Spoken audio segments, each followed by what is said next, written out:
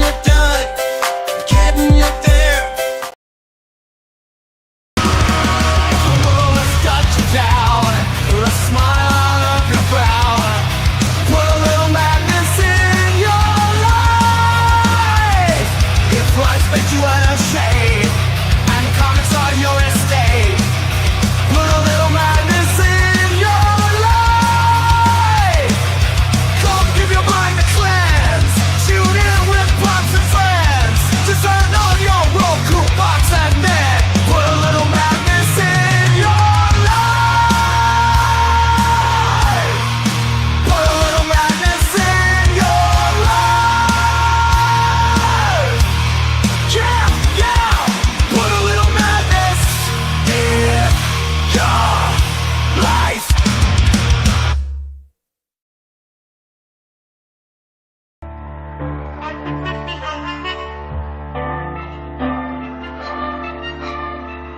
I was sitting all alone in my library chair when I found a book and it gave me a scare. The pages I kept turning, it quite took me in.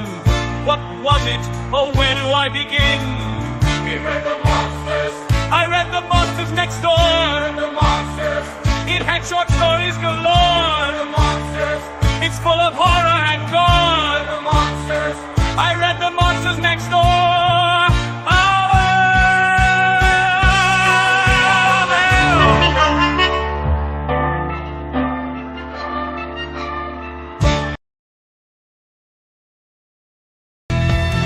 Once upon a modern time in a little cul-de-sac, black characters from myth and rhyme decided to come back. They moved into a cuter house, they bought a boat and car, they got a job, they got a spouse, they're ready to go far. This modern life, with all its strife, is wilder than before. You won't forget the day you met the Fables Next Door. You won't forget the day you met the Fables Next Door. And good evening, everybody. I am RJ Carter, Senior Managing Editor at CriticalBlast.com. But tonight, my role is with Critical Blast Publishing, one of our sub companies, one of the big sub companies of a tiny little umbrella. Yes, that's how it works here. Tonight is one of our special nights. We are doing a book launch. It's sort of an after launch. If you've been on Amazon, you've probably already seen it. It's also in all the other places that you would find it. This is the launch for the Fables Next Door. The idea that sprung out of when we did the Monsters Next Door. We're like, well, what else could live next door? And we were inspired at the moment by the news that Bill Willingham was having an issue with DC Comics and he was putting Fables into the public domain. We were already toying with the aliens next door or the androids next door. And we said, how about the Fables Next Door? Just take these characters and bring them forward in time. What are they doing now? How are they getting by? And here we are. So let's bring on the contributing authors we've got tonight. We have Ian Brentwood is with us. Ian, how are you doing? Yeah, fine, thanks. Ian Brentwood, by the way, not Brentwood, but lovely I'm to be sorry. online.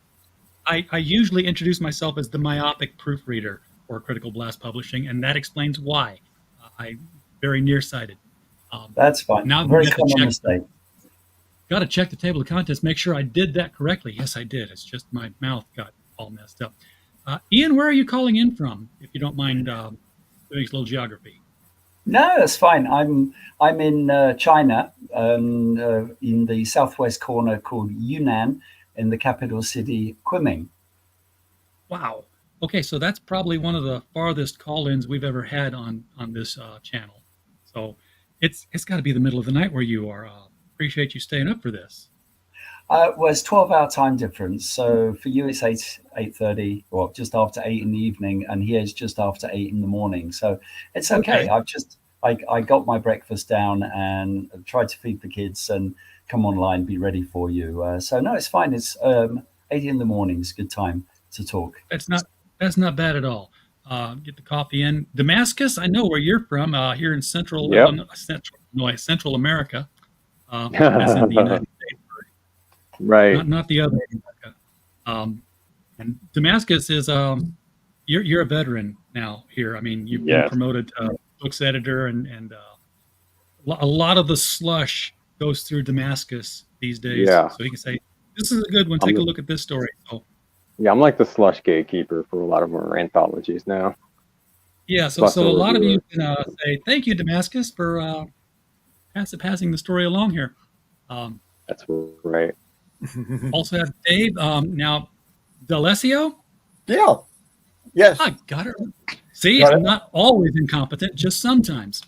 So Dave, where No are way. you calling in from? Bridgeport, Connecticut. Oh, So cool. it's 8:05 p.m. here. No problem. Yes, wonderful. And bring last person we have right now. We'll see if more people pop in. Alistair Nelson. Alistair, where are you at? I'm right Generally outside speaking. Washington, D.C. I'm in North Virginia. Oh, cool. Excellent. So everybody's in a good time. Nobody's bleary-eyed and saying, "I stayed up all night for this. This better be good." That's Which we've had. right. And we have active chat here. Gabrielle is staying up late. She is in Australia, and she has already ordered her copy of the book to be shipped out. Thank you, Gabrielle. Thank you. Yes. And it'll be going out through Critical Blast Logistics, the other company we have. Because Gabby, you've got a ton of stuff over here. I've got a pile with your name on it that all has to go to you. So it's going to go out in several different boxes. Every time I'm about ready to ship you something else comes in. So I'm just going to have a hard cutoff somewhere and say, okay, now this goes. Heroinberg is out here. Did not know that Bill Willingham was part of the project. As is Alan Dean Foster, by the way, another name people might know. Don't know if either of them will be on the stream. So if they show up, great. If they don't, we're still grateful. Wayne Klingman, sorry to be late. That's okay, Wayne. There's no such thing as late here. People pop in when they can. Wayne is also one of our regular authors. He contributes to our true crime division. So if there's anything you're interested in the American Mafia, Wayne will be an expert on it. We'll probably have a book out on it sometime soon. I am fascinated by true crime, by the way. It's like one of my unusual. I have tons and tons. Half of this bookshelf down here is like all true crime books and stuff. It's true crime is strange and it's stranger than what you would write for a detective novel. Because what's the saying? Truth is stranger than fiction because fiction has to make sense. Right. And truth can be just weird. Herrenberg, appreciate you throwing the link in there too, by the way. And the links, there's a couple of them right below the video if you're watching on YouTube. But if you're not, you can also find it at criticalblast.com under the bookstore tab, which takes you to the entire direct purchase link. This is, of course, if you're getting it direct from Ingram, which is the printer, might save a few bucks there. But if not, there's a link for Amazon. There's a link for Barnes & Noble. I checked Walmarts.com. They have not yet gotten the feed updated, so it hasn't been live that long. But eventually, because it's an Ingram distribution system, it will be everywhere. Anywhere you can buy books, you just give them the ISBN number, and they will say, there it is. We'll buy it. We'll get it in for you. So that's a hint. Do that, people. And plus, RJ hustles them in person too at conventions and stuff. I do hustle them in person at conventions, which is an accounting nightmare, but I still do it. It's all done on Post-it notes and tick marks. Whenever that happens. So, Fables. I mean, this is pretty much the myth of writing, right? I mean, when you're going to write something, what's the first thing that pops into your head? Once upon a time.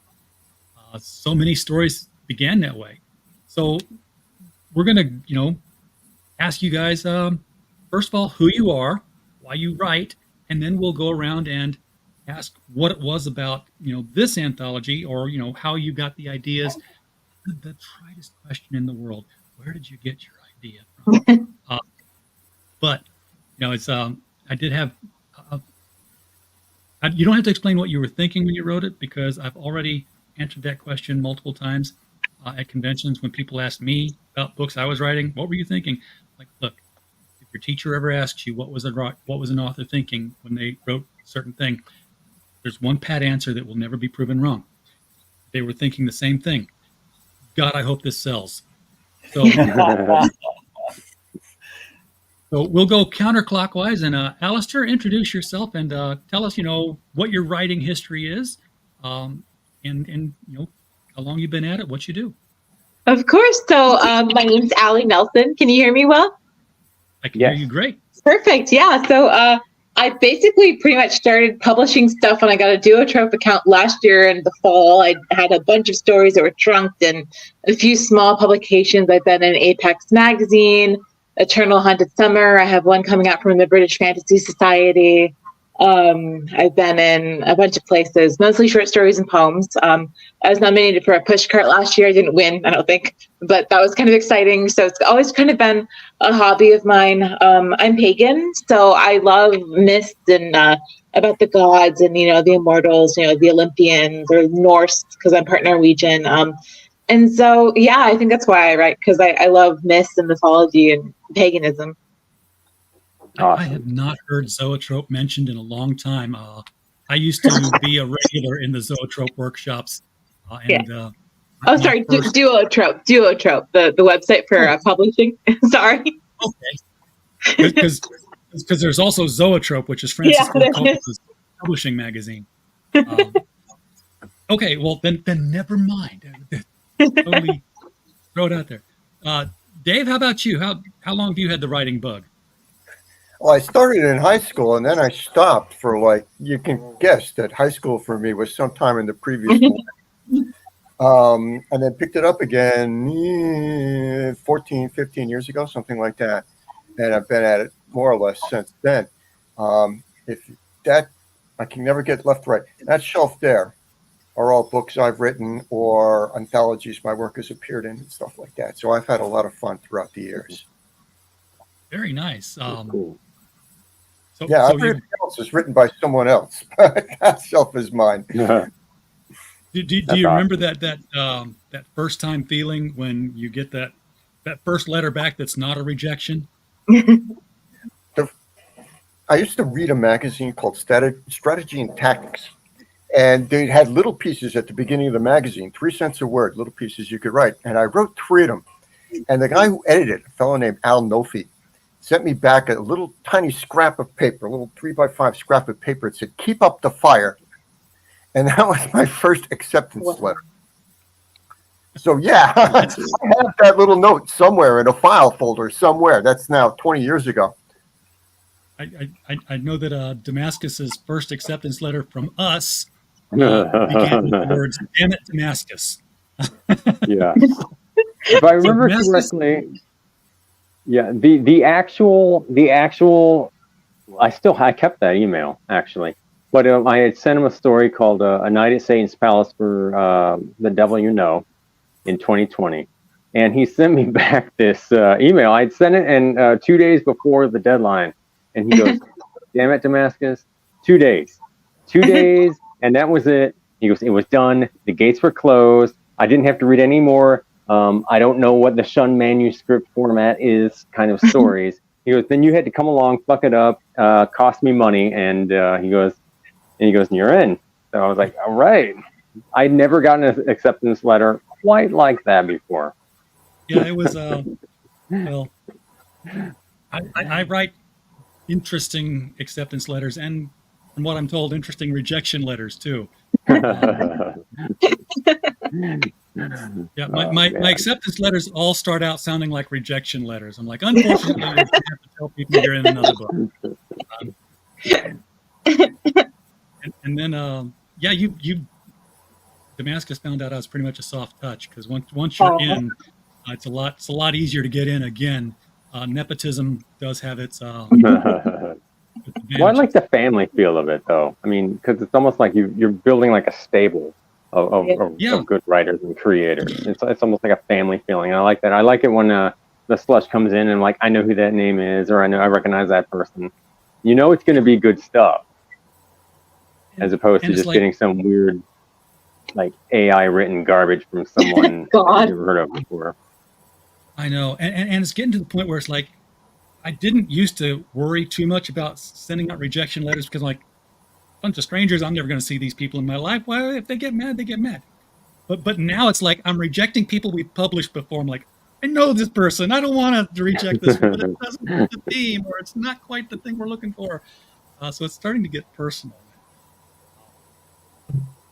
Ian, tell us about your writing bug and why you do this thing. Yeah, my story is probably a little bit different. I had 20 years as an engineer, 20 years as a lawyer in the UK. And then I retired out here to China and met and married a Chinese lady. And she was self-employed as a writer trying to break the Chinese market. And I was trying to help her with English.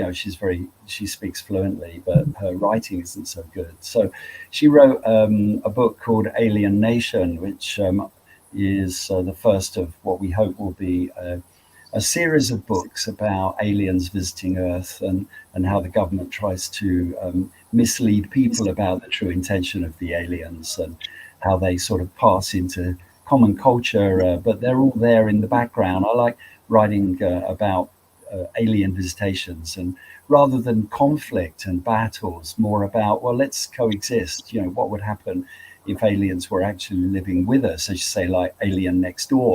This sort of idea appeals to me. Tell us to hit us up when we do that. Yeah. Well, so anyway, her first book, Alien Nation, I tried to translate it into English, and that got me interested. But in order to avoid upsetting her, I didn't want to change it too much, and it was very frustrating translating and not changing. And so after I'd finished it, I thought I'll write the follow-up in English, and which I have, Roscoe's Revenge. And I really enjoyed writing that, and I was amazed. Being retired, and now we've got a young family here. I've got my 4-week-old baby asleep on my shoulder here, just to Congratulations. That's cool. keep him cozy. In between looking after, because I'm a full-time dad as well, and I just thought I'd try it. And I'm a Christian, and I prayed to God, and I said, look, if you want me to write stories, make one of them successful. And he did. And my first story was published about 3 years ago by Every Writer. It was a story called Teachers, and a short story, just 750 words. And it was to try to make teachers into heroes, which is a tricky proposition. And so I came up with the idea of being on a space station on the edge of a battle zone, and the teachers were teaching the kids how to defend against aliens using all kinds of special tricks and weapons and stuff. And it was quite a wild ride for 750 words. And every writer liked it. And I thought, okay, God, you want me to write some more? So I did. And I wrote another story, which was a bit crazy, about refrigerators disappearing randomly and then materializing on the moon. And that won third place in the Molly Savage Memorial Contest. I need to read that one. That sounds good. That's amazing. It was completely crazy, and because as a new writer trying to break through, you sort of feel you've got to go to extremes, and ordinary stuff probably isn't going to make it. And what I've found, the problem I've had, and that's why I'm delighted to be here, is my stuff doesn't really neatly fit into genre. And while I like science fiction, I like realistic stuff. And so as an engineer, I like coming up with inventions which could happen and just put them in the modern situation and say, well, what would happen if, for example, teleportation was actually a real thing and you could teleport? And so I wrote a story which hasn't been published, unless you want to publish it, of course, on who would want to be the first person to step into a teleporter. And like I've watched it live. No. Yeah, and I love Star Trek, and you look at the items that they take for granted. It's like, well, who invented that? Who did that for the first time? And what would happen if it went wrong? And so I like sort of following that train of thought with inventions and just changing one thing, and that but getting published with things that aren't pure science fiction. And I like a tongue-in-cheek as well. It's sort of not deadly serious. And my experience with the science fiction market seems to be that they are deadly serious. You've got to fill it with technobabble. It's got to be pure science fiction. and they won't publish it. And my stuff is sort of borderline science fiction, borderline legal. I like I like stories about aliens getting into trouble with laws and needing lawyers to represent them in some kind of international galactic court. That sort of thing is sort of my particular interest. It sort of crosses genre, and it's not one thing. It's not, maybe there's a crime, but it's not a crime story. Maybe there's a mystery, it's not a mystery story. It's science fiction, but it's not a science fiction story. It's relationships, but it's not a love story. It's like, well, what is it? And so what I've tried to do to get stories published is look for people that have themes like you did, and say, well, okay, if I can write something specifically to the theme, maybe I've got a better chance of being accepted than just submitting randomly, because it's a numbers game, and it's frustrating. I've sent out hundreds and hundreds of stories to the shotgun method, the shotgun blast method, just sending stuff out random doesn't always work so well. Yeah, exactly. It doesn't, but it seems to be a numbers game. You've got to get the right story to the right person at the right time, and they've got to read it. And one of my big bugbears is standard rejection letters. I don't think this helps anybody. I think there's half a dozen reasons why publishers are going to reject you, more or less, and they're going to reject you within a few seconds, I think. And it would be really great, speaking from our point of view, if instead of having one standard letter, publishers had maybe 6 or 7, and they just sent the one that was closest to the truth. What was the reason you rejected? And that would be so helpful, and it wouldn't be much more work for the publisher, because in your mind as a publisher, I'm sure you're thinking, I'm going to reject this for reason number 3 or reason number 6. And it's like, have 6 standard rejection letters and just send the one that's nearest, and then we all benefit, and we can all help each other here. And maybe yes, you're right, you're not going to see these people again, although now you've seen us, maybe so it'd be easier to get a second story published. But it's like, yeah, but you want good stuff to come through, and yes, maybe that story wasn't quite good enough for one reason or another, but you can encourage the author, change this, do that in a standard way, not I know customized letters. I've had very few. I had one story I wrote, which was about Adam and Eve, and imagining a court case between God and Adam and Eve in the Bible, and probably secondary to Christian publishers, and non-Christian publishers won't touch Christian stories, and so I probably alienated the entire publishing industry. And it's like, I just got a message back from one of them saying, you've used a modern name in the story, it should all be 2,000-year-old names or something. And it's like, oh, come on, that's not a good reason for rejection. You can copy or you can copy names, change names with about 1 second if you don't like the name. Juliet, yeah. I think the biggest. Sorry, that's how I got here. Sorry, it's a long story. I love talking, as you can probably tell, and we love long stories. Yeah, it's a long story short. It's difficult getting. I hate flash fiction. I just don't think you can say anything meaningful in less than 1,000 words. And yet, your first story was 750 words. Exactly. I know. I tried, but it's just every other word has to be an adjective to get printed, I think. So it's too crazy. And I think if you've got a good idea, exploit it.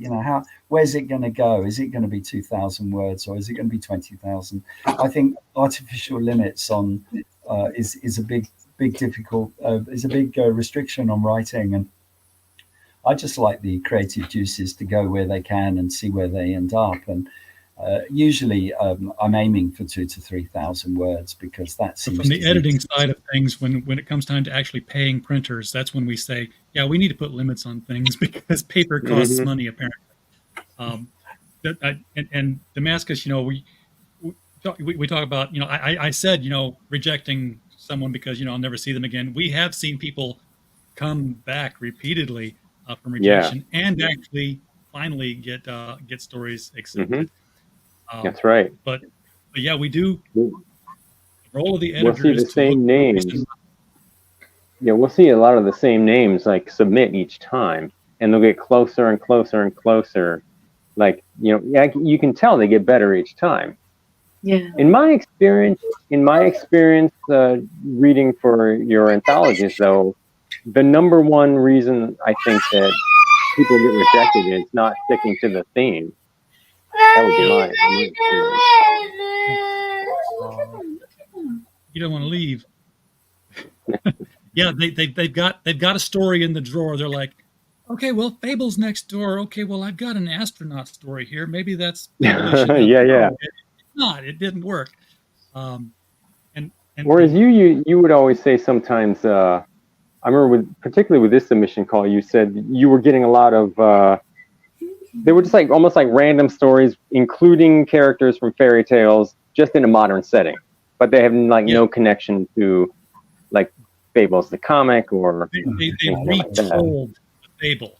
Like we had some where like it's the same story, but there's a cell phone with it, which wasn't what we were looking for at all. We didn't want you to reimagine the story. We're like, no, take the character. This happened in their past. Now where are they going from here? Not all the stories did that, but that was, the goal in mind. And, I said, editors look for reasons not to publish you. God bless Damascus. I about gave him a nervous breakdown with The Devil You Know Best, because it turns out that my slush editor was reading to the end of every single story. I'm like, dude, you can tell in 3 paragraphs that this is not going to be good. You don't have to read the whole thing. And I was trying to give everyone I try to give them a fair shake, trying to get to the end. Yeah. It's hard for me to try to read the first 3 paragraphs and go, nope. Sometimes you can, though. Sometimes you can. I mean, if it sucks in the first 3 paragraphs, there's no ending in the world that's going to rescue it, because people will just skip it. Everyone's story? Well, what's everyone's story in Fables Next Door? Like, of everyone here, like, what's their story? Well, let's start with Allie and go straight to. I've got the talk in front of me because I don't have a memory. Gambling with Winter. Now this one hooked me because no one else picked this Fable character. So Allie, you want to tell us about it? Well, you just took a word right out of her mouth. Took a word right out of my mouth. I love Jack Frost. Oh, I used to pretend. So I was the winter baby. I was born December 31st, which is also Voldemort's birthday, apparently. But I love winter. Winter is my favorite time of year, and I especially love the holiday season because growing up, we celebrated Christmas, Thanksgiving around that time, and I had an imaginary friend, Jack Frost, growing up. So, of course, when I read Fables, I'm like, oh, Jack Frost is in this. And I kind of wanted to write a modern-day story. If Jack Frost moved into the neighborhood I had grown up near, Old Town Alexandria is a little Civil War colonial area town across the Potomac from D.C. It's got beautiful cobblestone streets and colonial houses, and Mount Vernon's right down the road. I'm like, what kind of mischief would Jack Frost get up to with a teenage barista here? And, maybe making the politicians trip on the ice. And, maybe he's a bit of a flirt because, he's kissing people's cheeks with frost. So I kind of just had fun with that. And I thought I'm very inspired by, Bill Willingham and Neil Gaiman and Terry Pratchett. So definitely it was an ode to my favorite authors, I think. Were you a fan of the Rankin Bass cartoon? Which one? Were you a fan of the Rankin Bass stop motion cartoon? Yeah, I was. Yeah, the Cold Miser and the Jack Frost and all those iterations. Yeah, and the oh gosh, the one with Kris Kringle. I remember.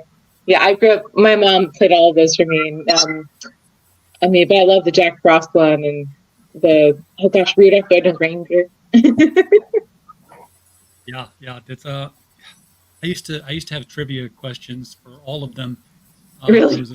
You had to guess or to remember the celebrity narrator, because everyone was a celebrity telling the story.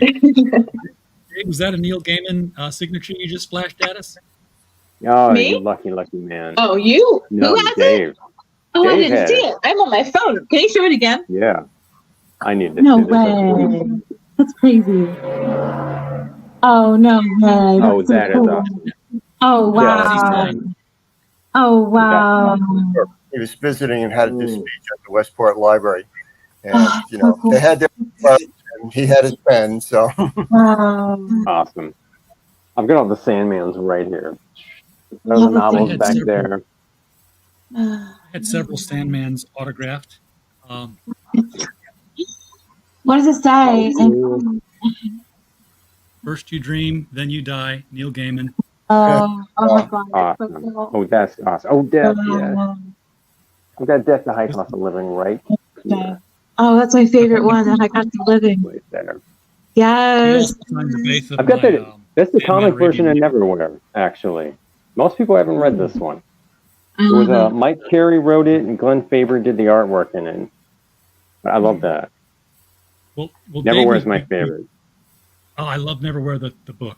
Have you seen the BBC Oh, yeah. series? I love the TV show. Oh my God, the TV show. Yeah, he I didn't love like the the TV novel. show because the beast didn't look right, but Yeah. I was perfectly fine with it. I mean, it's BBC. Come on. It's Let's have a BBC. You budget. can't go I wrong. love the show. I love the show. I love the novel. I love the comic. It's just not. There's not enough of it. Like there needs to be more. That's the thing. Really, you've got an impressed fan out there now. Oh no, those are some of my self-published books from when I was a teenager. That's not good. 91 books. Don't look Is it really? Is it for real? 91 books? I don't know why there's 91 books. I Dave, don't we know. got distracted by your signature of Neil Gaiman, but Yeah. we want now to know more about Isanboshi. Isanboshi. Yeah. Isanboshi, the Exterminator. Again, a fable that reached I had never outside heard of of that the one. standard Grimm world. That was it. I was actually coaching a workshop on writing a story, how to write a short story at a convention, an anime convention. I said, okay, well, if we just start at the beginning and just try to coach these people up, they're going to be forever, and I've only got an hour. So I said, here's a character. It's Isanboshi, the Inchai Samurai. Wow. Oh, cool. Yeah. And he's a cool story to begin with because, his parents wanted a baby so badly they went and prayed to the local god who was very kind but not very smart. And the mother says, I want any baby at all, even if he's only, one son is an inch and a quarter. If he's one son tall. So, okay, here you go. Have a baby that's one son tall. And then what happens when he's a famous samurai? And then what happens when he goes to live in New York City is the question I had that I think hooked you guys. Yeah. This is one of those stories I that like prove that that one. commas are important. Because when you say, I want one son, tall. Yeah, It says one son, tall? No problem. here you go. I love it when in the story when he's fighting the cockroaches. Like Right. it's almost like a reference to like Japanese kaiju movies because like he's that small, the cockroaches are like huge, so it's almost like a little bit of that in there too. Now, Well, that was the fun part is, when you're 1 inch tall, what do you do? And there are whole sections that were cut out, which you guys were fortunate enough not to have to read because they're all digressions. But like he would, he's walking the streets of New York and he finds this little bit of half a pretzel that somebody's eaten and he's starving. So he carves his way in there, takes a nap inside the pretzel because he's only in his mouth. Things like that. Unfortunately, you I'm run. going to back up to Allie just for a second here because one of the things I don't think any of you have seen except for Damascus is what your stories look like in the book. Yeah, the artwork. So let me bring up Gambling with Winter here. Oh, I love it. Oh, no way. So all of you have a color cover over your story. No way. So our graphics department, which is one guy named George Peter Gatsis, he does all of these for us. His signature down there on the bottom of it. Wow. And I pay him in jerky because he lives in Canada. Got buttons there. So he says, send me some more of that cherry maple jerky and give me the rights to the posters. So not only does he have the jerky, he puts the posters up on his Teespring store. So if anybody wants a poster, That's enough. find it on his Teespring store, georgepetergatsis.com.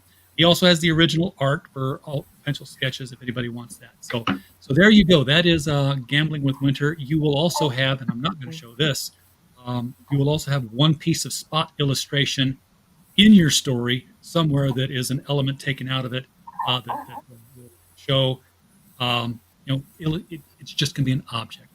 So that is, that's that. I'm gonna Aw. bring it up. Dave's piece.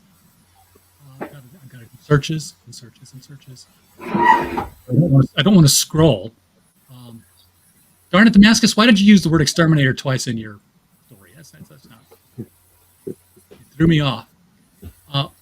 Also, on the inside of the cover, there is the about the author, and your character will be beside your name in a chibi format, because why not? So there'll be a chibi Jack Frost next to your name. That's a redundant. This is the cover that we did for All right. The Exterminator. Oh, wow. Yeah. There he is, inch high with his katana blade, riding a colored pencil to fight that cockroach. It was George's idea to put a switch plate in the back there to give us some scale. Yeah. So it didn't look like he was fighting a kaiju cockroach. We're like, no, let's put the baseboard and everything in there. So there he is doing his thing. It's a lot better than they do with a lot of these illustrations. They put a quarter to indicate the scale. That wouldn't have worked at all. This is beautiful. Wow. We're glad you like. We wanted to do something special, and this is one of the reasons why the retail on this book is a little higher than normal, because we are printing in color. Again, there'll be a spot illustration in here, and you've got a chibi.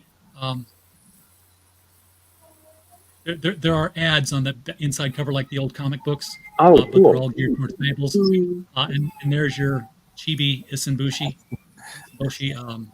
next to your author body. Only an inch high is already chibi. Yes, this is true. All right, so moving on, Damascus. The song remains the same. Yeah.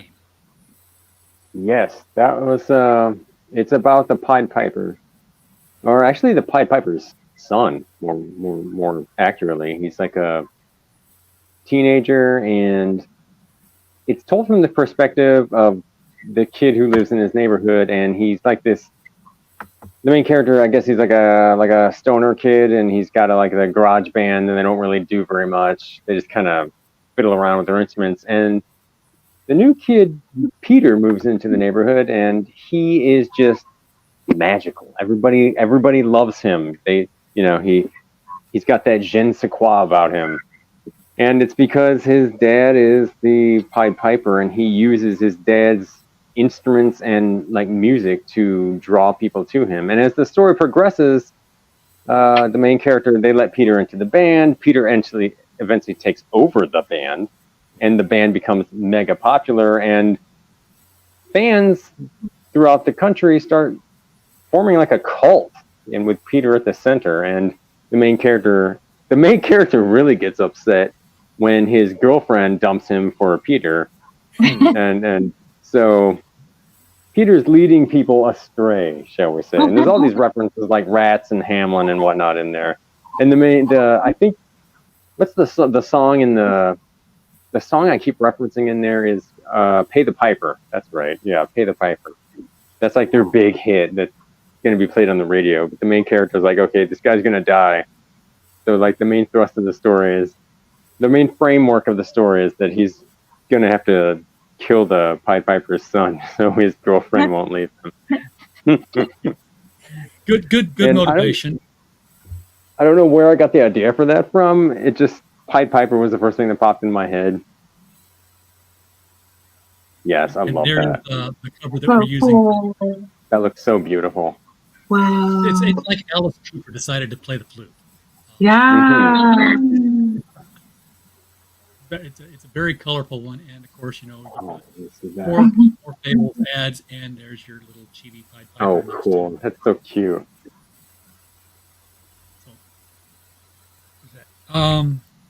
Moving on, Ian, Roscoe and the Beanstalk. Tell us.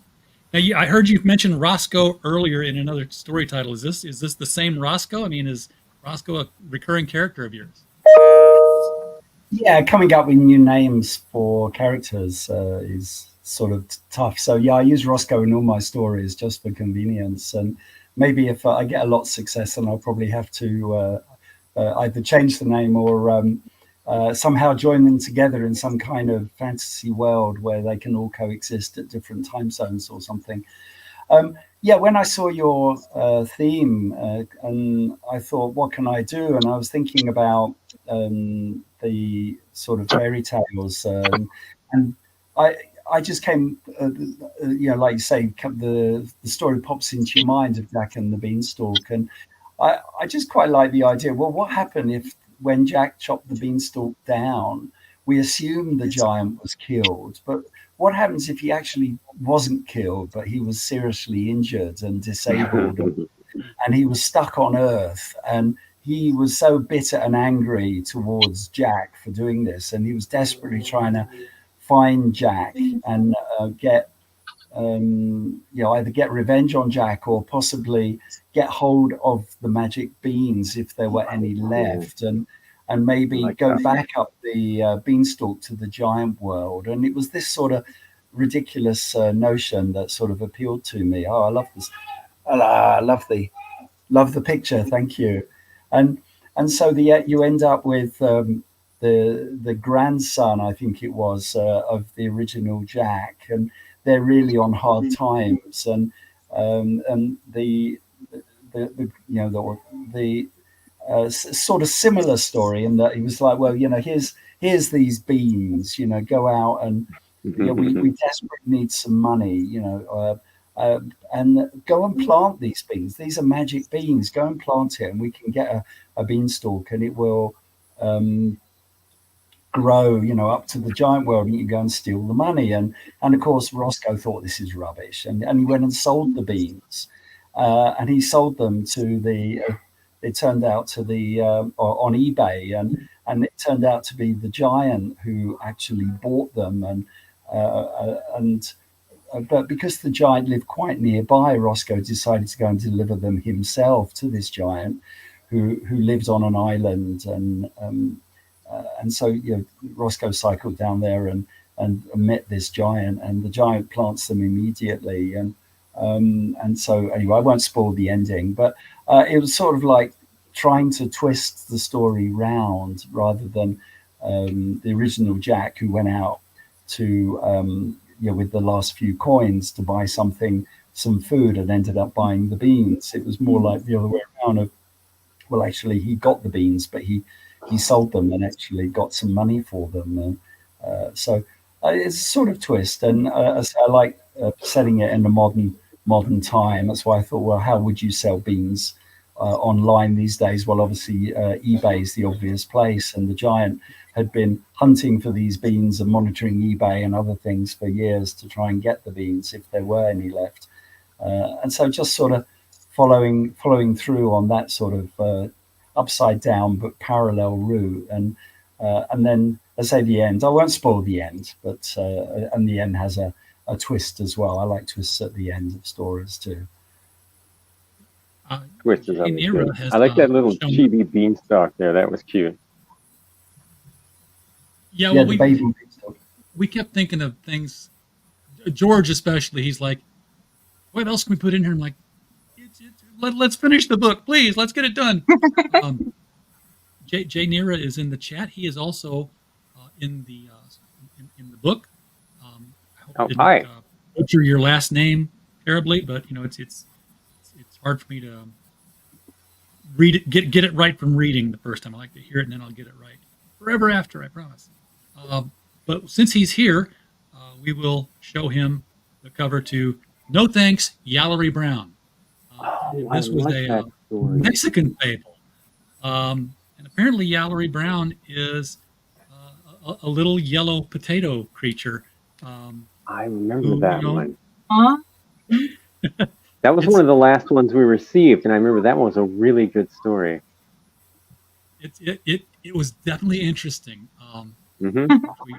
We managed to get a little chibi drawing of a little potato creature. That was he was like so tall with long bony arms. I'm like, this one's gonna be a challenge to got it. I remember Apparently, wasn't his familiar whole with that thing is probably thank you. He gets mad, so one. don't be Gallery Brown if you get help from him. So going around for the last few minutes here of the hour, what next? What have you got planned going forward for your next story? Whether it's in an anthology somewhere that hasn't been announced yet, or has been announced and you just heard about it, or a novel. Allie, again, we'll start with you and go counterclockwise. Sure. So I'm working on a novel about the angel of death and silence, Duma, who through Hekalat literature, which is Jewish mysticism, a lot in the 15th century, going through taking souls for the mansions of heaven and the Jewish afterlife. It's kind of a Dante's Inferno. It's a love story with a young woman that he is basically the guardian angel of, set in 18th century Germany. And I'm kind of going to query it as my first debut novel, I think. That sounds awesome. Cool. Thank you. Is it like done or? No, I just started it. It's my summer project. I'm 2,000 words in. Struggling. I outlined it last night. I try to write novels and I end up with novellas because I'm like, Same. as a 40 years of programming experience, my goal is. So I skip all the flowery stuff. I'm like, oh, look, my story's done because hey, here's a problem. Here's a solution. Done. We're finished. Dave, how about you? What do you got cooking? I got all kinds of stuff cooking, but one thing I'm thinking about a lot is I just recently learned that there was a civilization on the island of Malta that was stable for 1,500 years back in the Stone Age era. I'm trying to figure out how you can have a stable population where on a place where it's all rocks. You can't grow crops on rocks. So how the hell did they do it? And they left all these things, and all the archaeologists are sitting there going, "Oh, these must be temples," because that's what they always say when they can't figure out what something is. Yeah. I got to figure out what it is that it ain't a temple. And then I got a story. Yeah, solving mysteries by offering up explanations. Beautiful thing. Filling in holes of history is it's one of the reasons why I'm sorry. Well, I was always going to say, I always wonder what, two things I always wonder. A, what archaeologists get wrong about the past. And B, what archaeologists of the future are going to get wrong about us now. Like they find a toaster or something, or they find a beer bottle toaster or a McDonald's, there's the McDonald's. They're like, okay, obviously this has to be a great empire because there's one in every single town. When 5,000 years from now they dig it up. So I was wondering what they're going to get wrong about us in the future.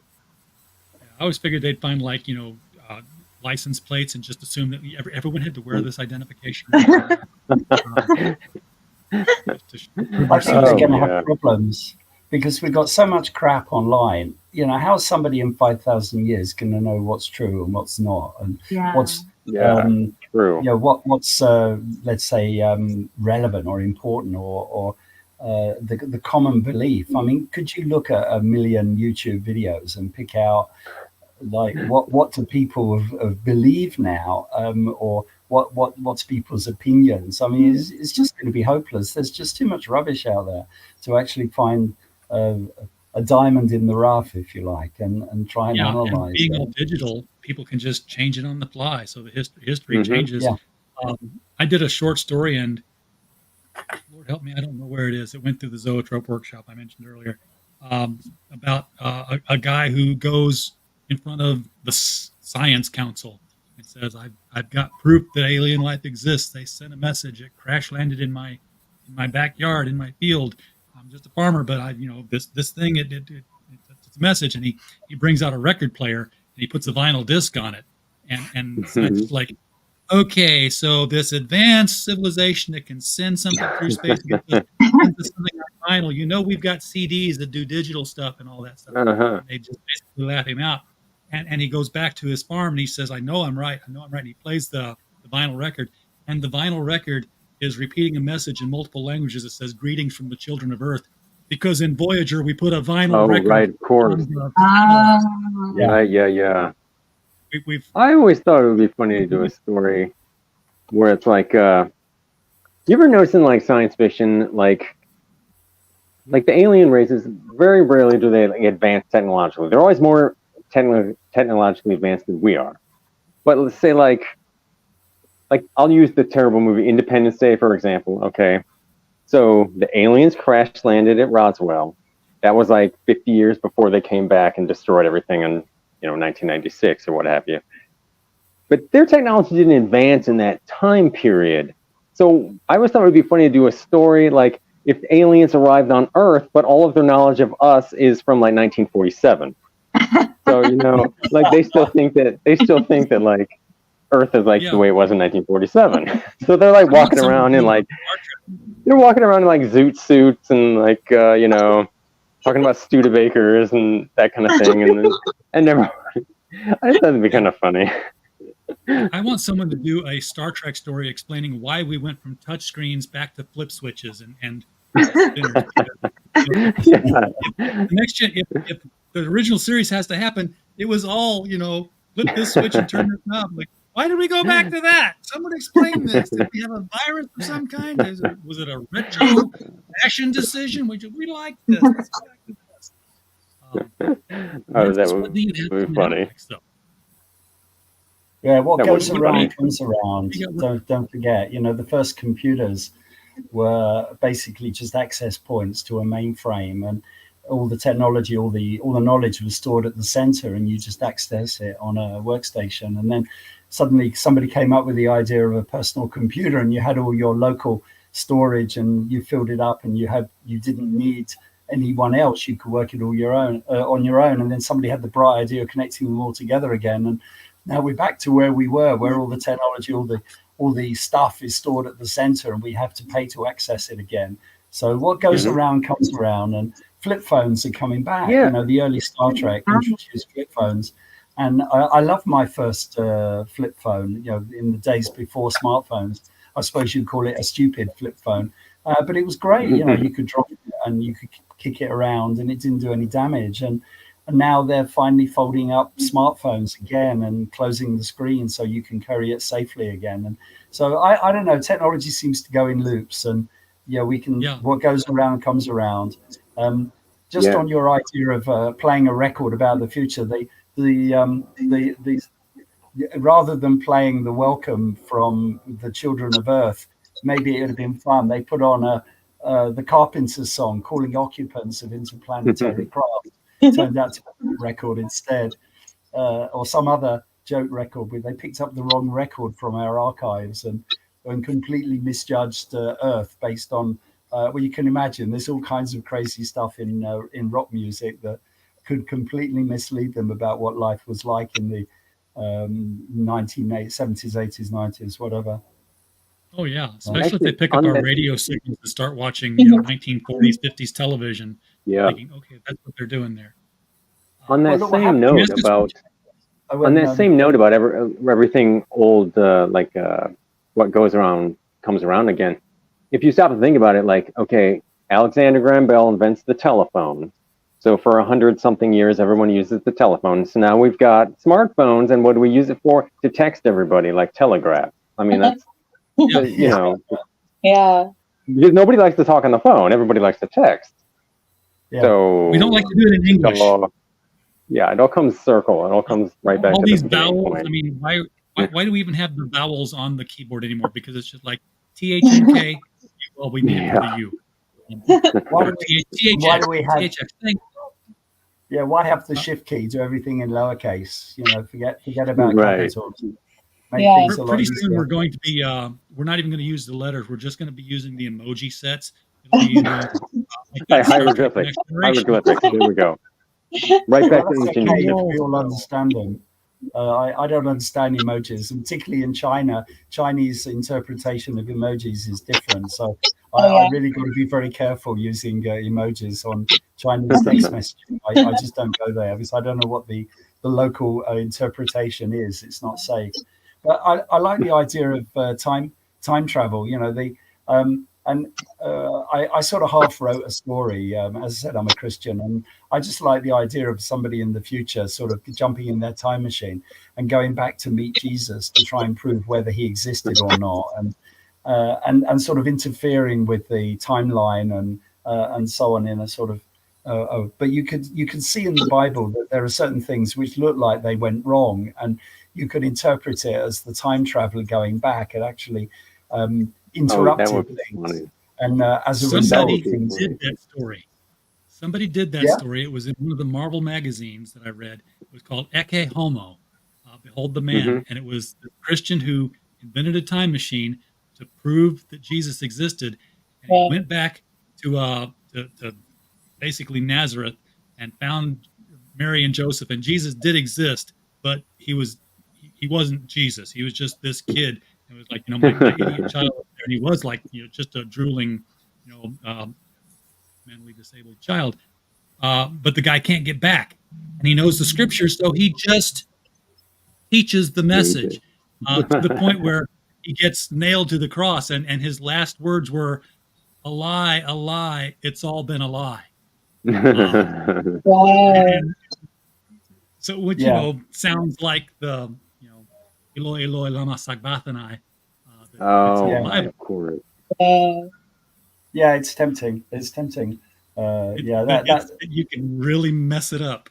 We got a little derailed here from our point because I wanted to find out what Damascus is doing next, and you can't say I'm writing a story for Gods and Services new location, which is our next anthology, which we haven't opened for yet. Actually, that is my next. That's the next thing I'm going to write. Yes.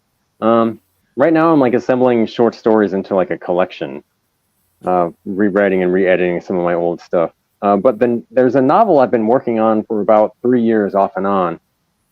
At the moment, it's called If the Wish Be Darkness, but that title's a little unwieldy. But it's about a djinn named Jean, who it's set in the modern day, and he's escaped from his master.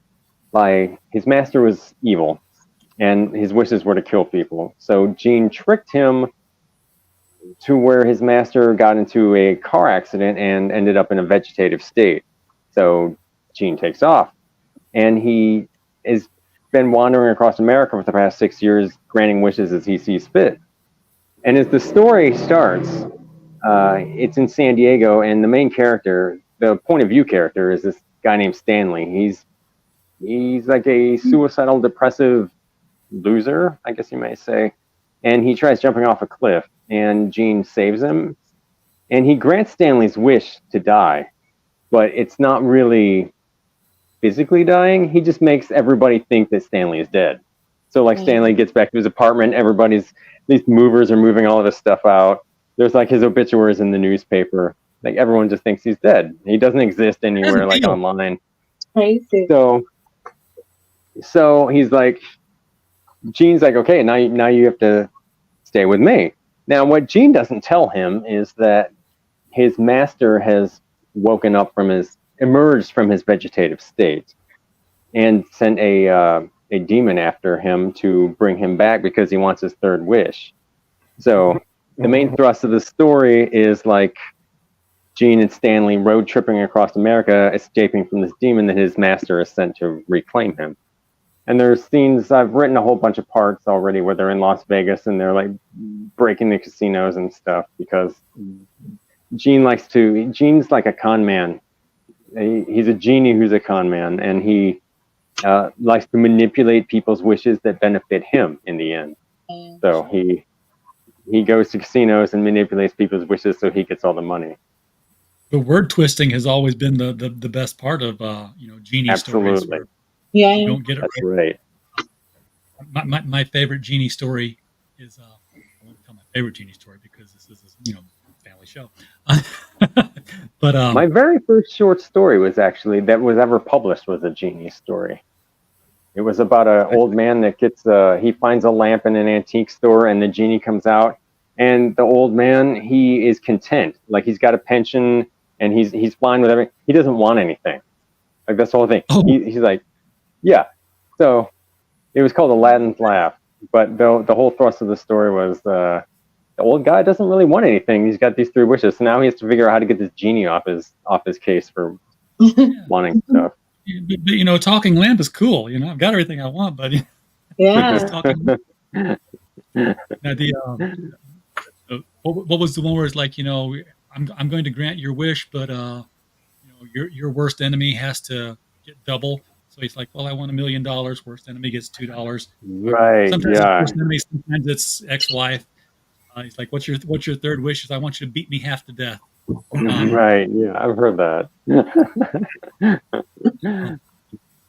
All right, Ian. Wrapping up with you. What are you working on next, and where will we be able to find it? Yeah, I mentioned my story, Roscoe's Revenge, which is ready if you want it. But it's based on the idea that his parents were brutally murdered at the beginning of the story after successfully winning their court case, and then Roscoe at the time is 15, and he tries to find out what's going on and why his parents were murdered and the connection with the aliens, and this idea of you're either an alien sympathizer or you're an alien hater, and it's like what is going on with the government covering it up or somehow collaborating with the aliens, and sort of Roscoe's story is sort of he's one of 5 children and the other 4 are all younger. And once the parents are killed, they get taken by social services, and so Roscoe's then faced with the dilemma of how to reunite the family, how to get them out of care, based on my legal experience of dealing with children's cases and family breakdown and that stuff. So Roscoe develops into becoming a lawyer by accident, and rather than seeking physical revenge on the people that killed his parents, it then changes during the story into seeking legal revenge against the people that were responsible. And so it's along the way he gets to meet the aliens, and he makes friends with an alien of about his own age, and I'm afraid the aliens do have slightly advanced technology. I do apologize, Damascus. And sort of following it through and developing, and it's an analogy over the limits of freedom of speech, and it's like, well, what if the aliens are there and they're portrayed as bad guys, but actually they're good guys, and their media, their PR is not very good, that sort of idea, and how easy it is to suppress or to encourage ordinary people to believe bad things about the aliens. And in order to mobilize the suspension of human rights and all the other things that governments do in so-called wartime, and so you've got to have an enemy, and so the aliens become the mythical enemy, and yet there's only a couple of spaceships. It's not like millions of aliens have come along. It's just a couple of spaceships, and so it's sort of delving into that, and it's it goes quite deep, I think, into the problems of being an individual, trying to find the truth about what happened to your parents, and how the police don't cooperate or aren't interested, and how they're influenced by government propaganda, and how you have to do it yourself. And then once he meets the aliens can actually help him find the truth. And it's quite a fascinating journey, and along the way, and just as a bit of fun, the aliens speak Chinese. I had to give them a new language. It's the most common language spoken on the planet. Yeah. That's what they should pick. Yeah, exactly. Why is it all aliens speak English? It's like, why should they? So there's a little bit about how we learn their language, they learn our language, and so on, and which is, I think, a realistic problem when you meet aliens, particularly intelligent aliens that do have a language. So anyway, that story is finished. I've been trying to get it published for the last couple of years without success. So I'll happily send it to you if you're interested in publishing long stories. But very, very, very possibly could. I mean, I've had this idea for the alien story, and I started it at one point, and then again, I had a lot of things on a 5.5 floppy disk. It wasn't really floppy, that didn't survive technology. Because my thought was always like, if we had anything here that aliens wanted, they'd have already been here and got it. Yes, I know there's a theory that says they've already done that and we don't have it anymore. But it's like, who who would out of the aliens actually come here if we've got nothing they want? I'm like, well, there are places on Earth that have nothing we want, and there are people who go there to see those people anyway. And who are they? They're missionaries. They go there for their own, driven purposes. It's like, so what would it be like if, the flying saucer lands in Central Park, and instead of saying, take me to your leader, the first thing they do is walk out and say, have you accepted Xenu as your personal savior? They're here to convert. And, how many would they convert immediately? Because we've never seen a green man before. Therefore, he must Right. be from, Of God. course. That's a you know, good just idea. It's a good idea. I think Sounds like a all Star the Trek good ideas episode. have I love absolutely it. follow through.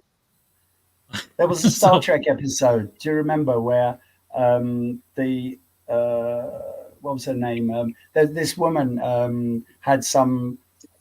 She had a spacecraft and she had some kind of magical, pseudo magical ability, and she managed to convince this planet that she was their god that they've been worshipping for thousands of years and kept peace on the planet. And she'd come back to collect the reward on this contract, and Captain Picard challenged her, and Data ended up being the judge in the trial between her and the planet. It was quite an interesting case, and obviously in the end they proved she was a fraud, and she'd been going around pretending to be gods from multiple planets and claiming rewards from them. But I like the idea. Yeah, you're right. The aliens in my story, they came for a specific product which you could only find in on Earth, that they'd run out of, and they just wanted this product. And for us, it was basically a waste product, but for them, it was crucial, and so they didn't need to come here in large numbers. They didn't want to conquer the planet. They just wanted to take this particular substance and take it back to their world, and so we could easily coexist, but the government wanted to use it as an opportunity to exert power over the people and see it as a threat for an invasion. But the aliens didn't want to invade and conquer. They just wanted this particular substance. So I think it's an interesting. It's like the aliens next door. Let's coexist. These guys aren't hostile. They just want to work with us to get what they need, and we just misunderstand their motives because we can't communicate with them, and we assume they're invading, and so we end up fighting with them rather than working with them.